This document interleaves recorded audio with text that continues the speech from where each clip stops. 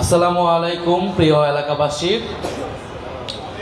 আশা করি আপনারা সবাই ভালো আছেন।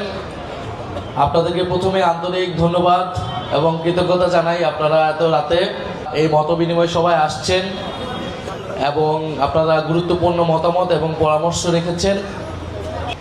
আমরা জাতীয় নাগরিক পার্টি এনসিপি, জামাত ইসলামী সহ মোট 11টি দল একসাথে ঐক্যবদ্ধভাবে এই আসন্ন নির্বাচনে অংশগ্রহণ করছি। যে নির্বাচনে আমাদের এই ঢাকা 11 আসন, ঢাকা শহরের অত্যন্ত গুরুত্বপূর্ণ একটি আসন। এই ঢাকা 11 আসনে থেকে আমার দল এবং আমাদের জোট আমাকে মনোনীত করেছে।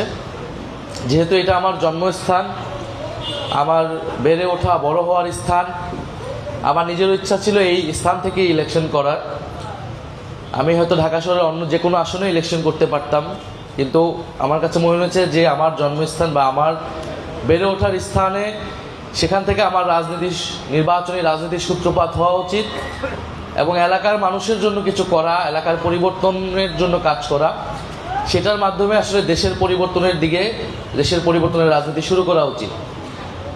তো ঢাকা 11 আসনের আমরা বিভিন্ন জায়গায় যাচ্ছি, সব জায়গায় আমরা আলহামদুলিল্লাহ মানুষের অভূতপূর্ব সাড়া পাচ্ছি। আমাদের 11 দলীয় জোটের পক্ষে মানুষজন আসছে এবং আমরা যেটা বলেছি যে এই 11 দলীয় জোট বা এনসিপি পরিবর্তনের রাজনীতি করতে চায়।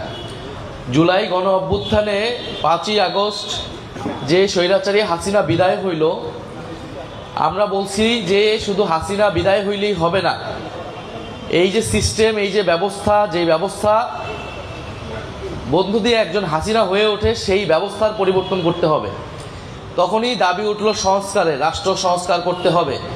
কারণ আমরা চাই না এক হাসিনা গিয়ে নতুন কেউ আবার হাসিনার মতো হয়ে উঠুক। ফলে দেশের সংস্কারের জন্য, রাষ্ট্রের সংস্কারের জন্য আমরা 5ই আগস্টের পর থেকে কথা বলতেছি এবং সেই দাবি অনুযায়ী কিন্তু এখন এই সংসদ নির্বাচনের পরে সাথে গণভোট হবে। আপনারা শুনছেন গণভোটের কথা। এবার কিন্তু নির্বাচন দুইটা, আসলে একটা সংসদ নির্বাচন আর একটা গণভোট।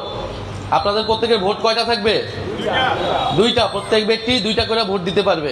একটা আপনার পছন্দের মার্কায় আপনি ভোট দিবেন, যেটা সবসময় দিয়ে আসছেন, আরেকটা হ্যাঁ বা নাতে ভোট দিবেন। তাহলে হ্যাঁতে ভোট দিলে সংস্কারগুলো বাস্তবায়ন হবে, সংবিধান পরিবর্তন হবে, দেশে আমরা যেটা বলছি গণতন্ত্র, কথা বলার অধিকার, সেটা নিশ্চিত হবে। তাই ইনশাল্লাহ আমরা গণভোটে কিসে ভোট দিব? আমরা গণভোটে সবাই হাতে ভোট দিব।